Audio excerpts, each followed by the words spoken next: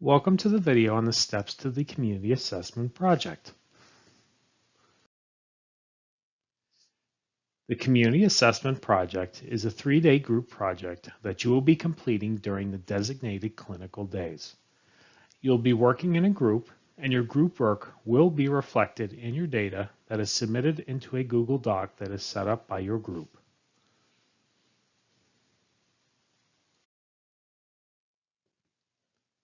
On day 1 of your Community Assessment Project, you will start by reading Chapter 15, as well as watch the 2 videos that are available on Canvas.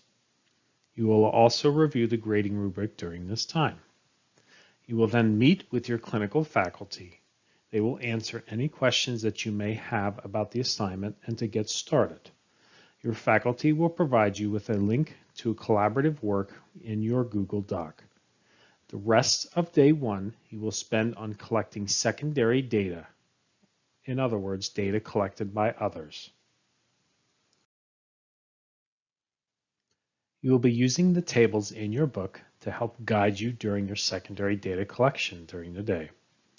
You will be adding your findings from the following tables into your Google Doc. Tables including 15.2, 15-3, as well as 15-4. When you look at table 15-2 on the far right, you will see examples of where to look to get information about each of the variables. It is called information sources. For example, you are looking at boundary of community, location variable form table 15-2. To find data about this, you can look at Google Maps and see where the community is located and what are its boundaries.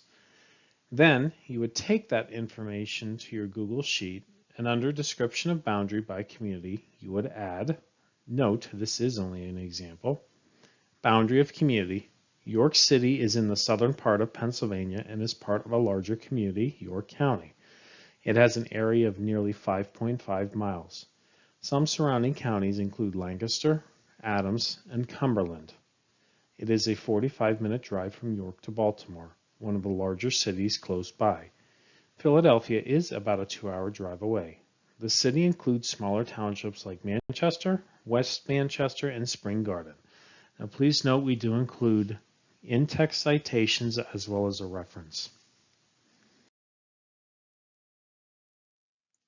Here we dig a little deeper into the examples of in-text citations as well as APA references for the previous example.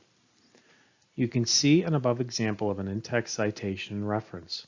You should have this available in APA form for each individual variable and all tables on where you obtain your data from, so your faculty can see where you found your data. You will also have them to be able to use your references within your final presentation. Please make sure you use correct APA format.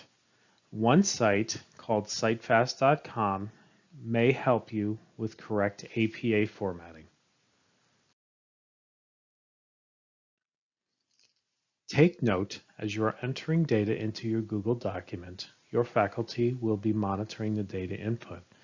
During this time, they may provide comments within the Google documents, asking questions or asking for clarification of data that was entered. By the time 3:30 hits, you should email your faculty with any questions that you may have during the day's work, and be ready for clinical post-conference by 4 o'clock.